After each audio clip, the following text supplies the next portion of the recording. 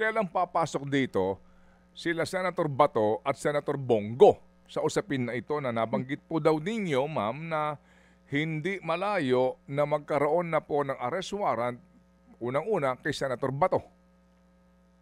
Oo. Tama, ililinaw ko 'yun.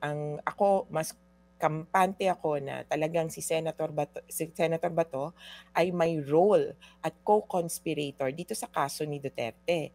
Ang clarification ko lang kay Bongo, because I do not have the evidence against him, Mhm. ano ang role niya or gaano siya mapagpasya. Kasi kung nautusan lang siyang magbigay ng bayad, Mm. parang utusan lang siya. Pero kung siya Mhm. rin yung sinabihan na, "O ikaw na bahala kung magkanong ibibigay." Kung meron siyang role dun sa kumbaga nag-isip kung papaano Mm. ipartisyon yung pera. 'Pag Hmm. namatay, 20,000, 'pag hindi namatay or huli lang, Mm. ganito ba. So, depende sa kaniyang, role na gano'n. Hmm. Pero si Bato at posibleng Bongo at posibleng yung iba pa ay considered as co-conspirators, indirect co-conspirators ni Rodrigo Duterte.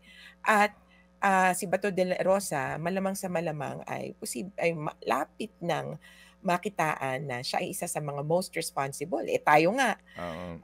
day one pa lang alam na natin na isa 'yan sa pinakaresponsable. Siya yung pumirma ng Tokhang Memorandum.